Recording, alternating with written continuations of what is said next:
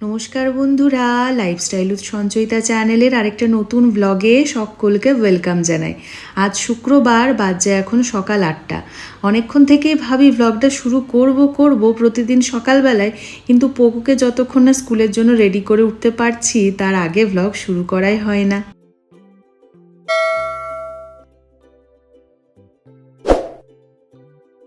Pogo ready. আজকে স্কুলে বিশাল মজা হবে। পোগোদের আজকে মেসি ডে, তাই তো? মেসি ডেতে কি করতে হয়? খেলতে হয়, যা ইচ্ছা তাই করতে হয়। চলো ওকে পৌঁছে দিই, তারপরে তোমাদের জানাচ্ছি যে ব্যাপারটা কি হচ্ছে না হচ্ছে।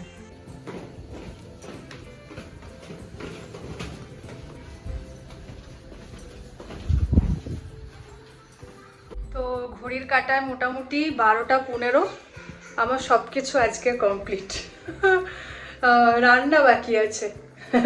অ্যাকচুয়ালি রান্নাটা খুব দুপুরবেলাটা শর্টেই হয়, কিন্তু ফুল পুষ্টিগুণ সমৃদ্ধ খাবার হয় আর কি, সেদিক থেকে কিছু কমতি থাকে না।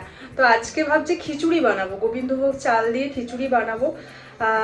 চটপট হয়েও যাবে, আর অনেক কিছু সবজি আছে খিচুড়ি বানানোর মতো আর কি। তো চলো আরম্ভ করি। আজকে না আমার রান্নাঘরের এই জায়গাটার, এই যে এই পোর্শনটা রয়েছে, এই জায়গাটার আমি চেঞ্জ করবো আর কি। উপর টোপর এই সমস্ত কিছু আজকে চেঞ্জ করার পরিকল্পনা রয়েছে। কিছু নতুন জিনিস অ্যাড করার রয়েছে।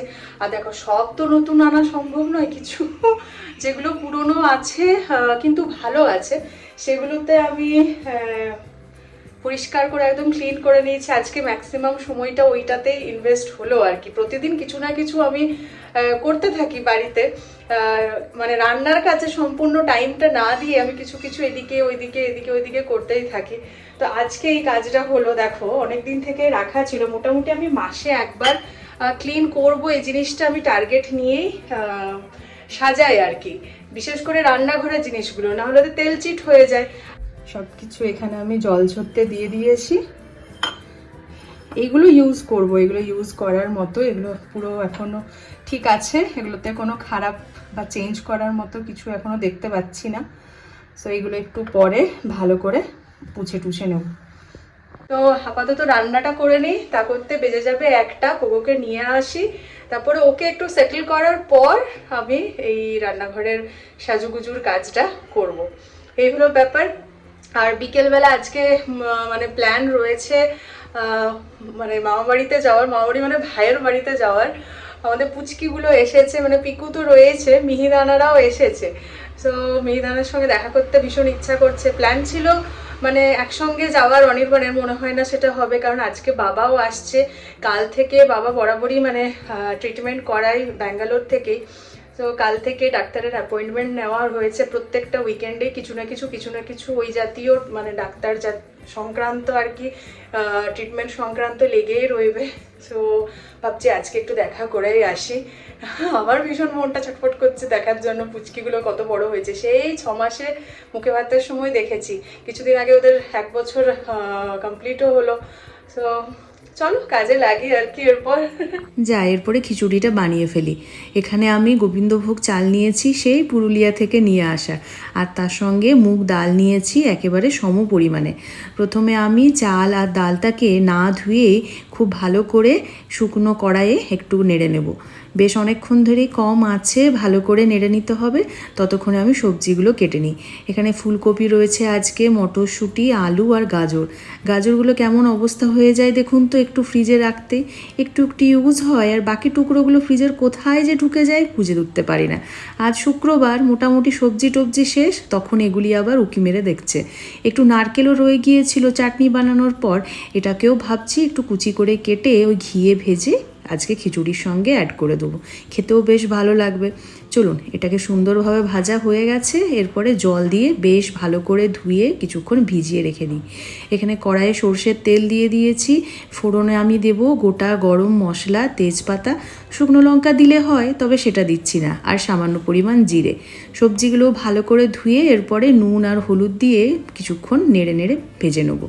ভাজা হয়ে গেছে, তারপর জল ঝরিয়ে আমি ওই চাল আর ডালটাও অ্যাড করে দিলাম। খুব ভালো করে কিছুক্ষণ ভাজার পর প্রেসার কুকারে দিয়ে দিয়েছি এরপরে আমি সেদ্ধ হতে।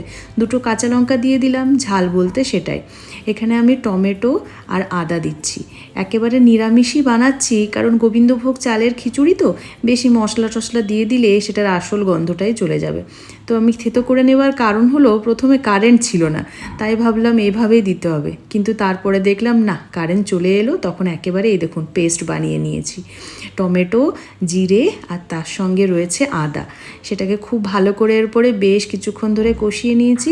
আর ওই রোজকার ব্যবহারে ধনে গুঁড়ো, জিরে গুঁড়ো, কাশ্মীরি লঙ্কা গুঁড়ো, হলুদ দিয়ে ভালো করে ঘষে নিলাম। এখানে আমার সবজিগুলো আর তার সঙ্গে ভাতটাও সিদ্ধ হয়ে গেছে ডালসহ। মোটামুটি খিচুড়ি আমার একেবারে কমপ্লিট।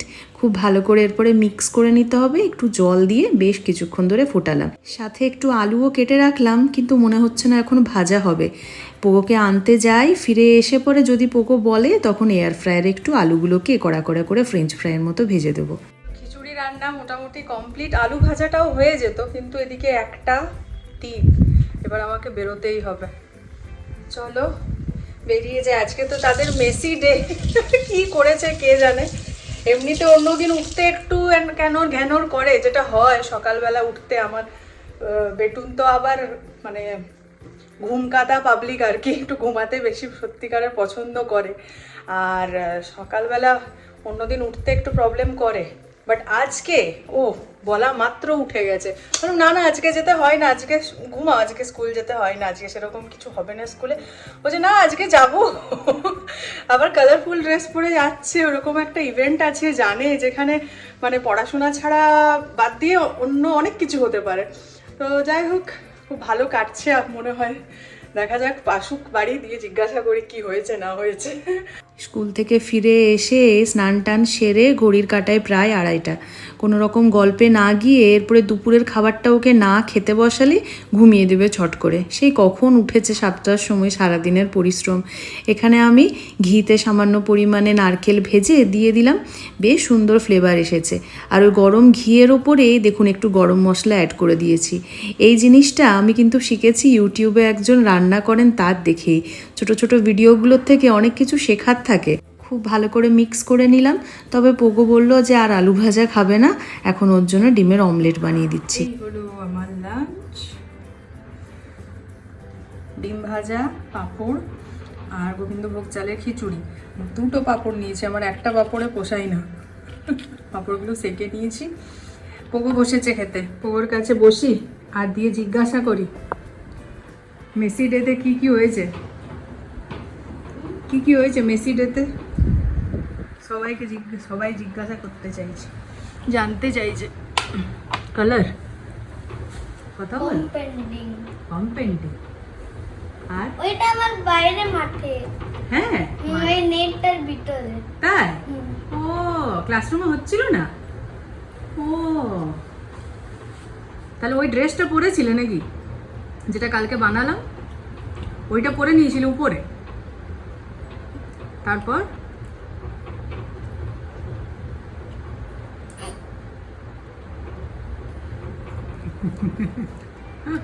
খাও খাও।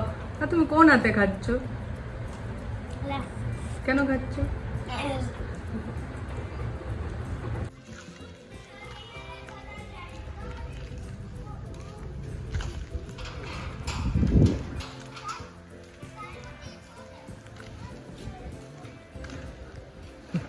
রাত্রি প্রায় 8টা, কোনো রকমে পোগোকে টেনে এনে পড়তে বসানো হয়েছে।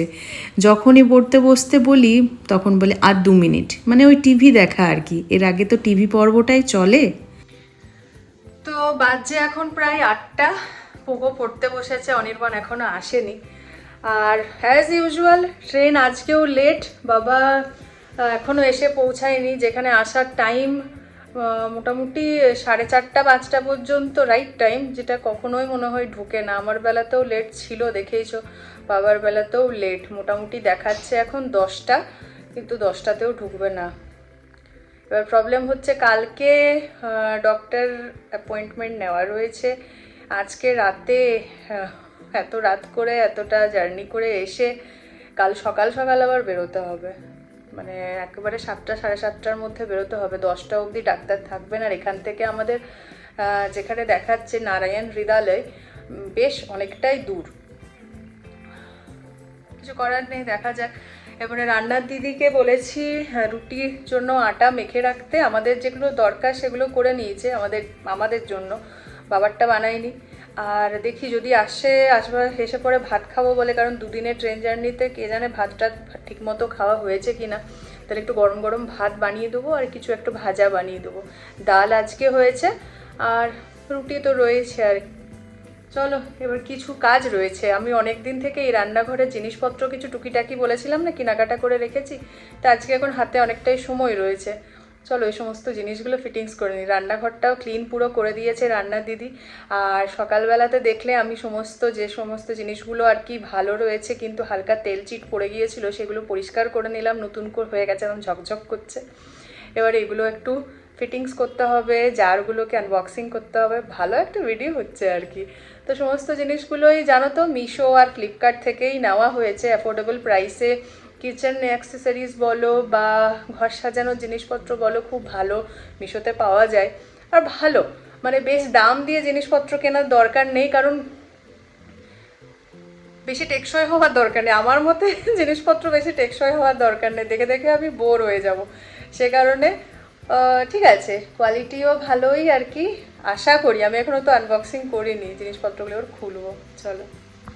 সব সময় যে আপনি যা কিছু প্ল্যানিং করেছেন সেটা যে ভালোভাবে হবে তার কোনো গ্যারেন্টি নেই। যেমন দেখুন না, ভেবেছিলাম জিনিসগুলো আনবক্সিং করব, তখনই বাইরে তুমুল বৃষ্টি আরম্ভ হলো আর তার সঙ্গে হয়ে গেল পাওয়ার কাট। প্রায় ঘন্টা দেড়েক পরে কারেন্ট এসেছে, এতক্ষণে আর ইচ্ছে করছে না জিনিসগুলো বার করতে। আবার অন্যদিকে অনির্বাণের এসে অফিস থেকে ডিনার করে বাবাকে আনতে যাওয়ার কথা ছিল, কিন্তু ট্রেনটা এতই লেট করছে যে মনে হচ্ছে না সেটাও হবে। তো অনির্বাণ এখনো আসেনি, 10টা বাজছে, পোগোর পড়াও হয়ে গেছে। আমরা এবারে কি করি করতে করতে, আজকে তো ফ্রাইডে, তো যাই হোক সকালবেলায় কালকে ওঠার সেরকম কোনো তাড়া নেই পোগোর, আমার রয়েছে অন্য কারণে। তো আমরা একটা সিনেমা দেখা স্টার্ট করলাম আর কি, তাই তো, ভূত বাংলা। এটা অনেক দিনই রিলিজ করেছে কিন্তু নেটফ্লিক্সে আজকে এসেছে, হলে এতদিন চলছিল। তো ভুলভুলাইয়ার সিকোয়েন্স বলা যেতেই পারে। দেখি ওটাই চলুক এখন, যতক্ষণ না আসছে। খাওয়া দাওয়া, বাবাকে আনতে যাবে, বাবাকে নিয়ে আসবে আবার, তারপরে খাওয়া দাওয়া করে শুতে, এখন ততক্ষণে সিনেমা শেষ হয়ে যাবে মোটামুটি। যাই হোক চলো, চলছে এরকমভাবে আমাদের এই এখনো পর্যন্ত। রাত্রি প্রায় 12টা, অনির্বাণ এসে খাবার টাবার খেয়ে আবার গেছে বাবাকে আনতে।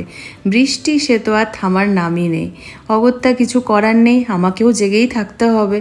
কাজেই চলুন ওই জিনিসগুলো না বার করে সেদিন যেগুলো আমরা হোম সেন্টার থেকে কিনে এনেছিলাম সেগুলো আপাতত আপনাদের সঙ্গে শেয়ার করি। তো প্রথমেই যে জিনিসটা দেখাবো, এরকম একটা প্ল্যান্টার নেওয়া হয়েছে, মানে কালারটা তো গোল্ডেনের উপরে রয়েছে। আর আমার মনে হলো যে আমাদের টিভির কাছে একটা জিজি প্ল্যান্ট রেখেছি, তো ওটা এমনি নর্মাল পটে যেরকম এনেছিলাম সেরকমই ছিল, তো এটাই দিয়ে রাখলে ভালো লাগবে। মানে বাড়ির বাইরের প্ল্যান্টস যেগুলো সেগুলো নর্মাল টবে রাখলেও বাড়ির ভেতরে যে সমস্ত ইনডোর প্ল্যান্টগুলো রাখা হয় সেগুলো প্ল্যান্টার দিয়ে রাখলে বেশি ভালো লাগে দেখতে। তো এটা নেওয়া হয়েছে সে কারণেই, মানে ভালো, মানে নো ডাউট ভালো। এটার দাম নিয়েছে, তোমাদের সঙ্গে দামগুলো শেয়ার করি। এটার দাম নিয়েছে 299। তো নেক্সট নেওয়া হয়েছে একটা জগ। আমাদের ভালো জগটা বহুদিন আগে থেকেই গেছে, দিয়ে একটা কাজ চালার মতো নেওয়া হয়েছিল, সেটাও মানে গেল। এবারে আরেকটা নেওয়া হয়েছে, এটা আশা করি টিকবে। এই হলো জগটা, সুন্দর। এটারও দাম নিয়েছে 299। কোয়ালিটিগুলো ভীষণ ভালো।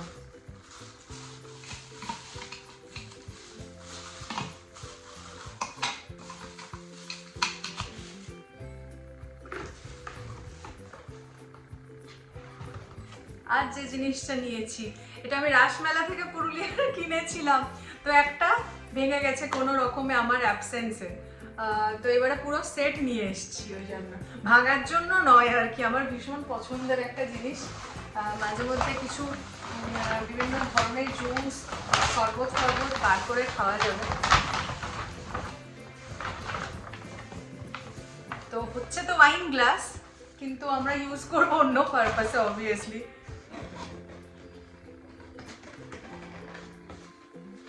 দাঁড়া, শুনতে পাচ্ছি না।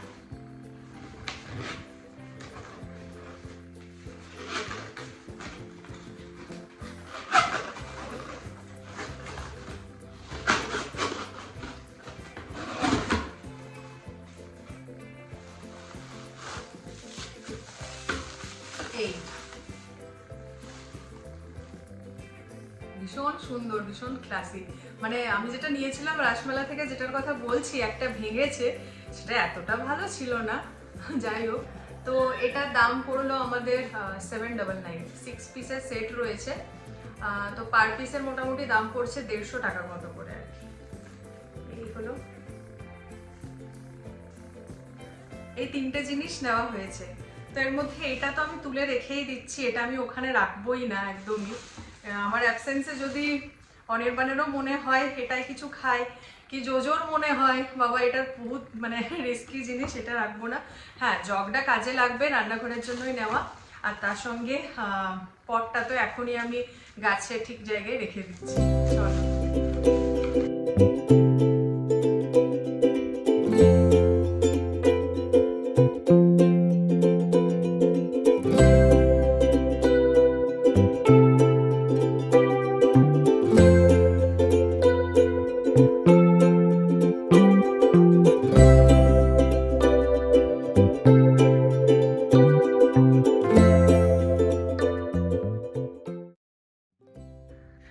কি সুন্দর লাগছে না জায়গাটা, একেবারে নতুন লাগছে।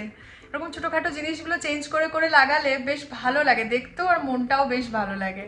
তো যাই হোক, চলো আজকের ব্লগটা এখানে শেষ করছি। অবশ্যই যদি ভালো লেগে থাকে একটা লাইক করে দিও। চ্যানেলে যারা নতুন দেখছো প্লিজ সাবস্ক্রাইব করে নিও। দেখা হবে পরের আবার একটা ইন্টারেস্টিং ব্লগ নিয়ে। থ্যাঙ্কস ফর ওয়াচিং বন্ধুরা।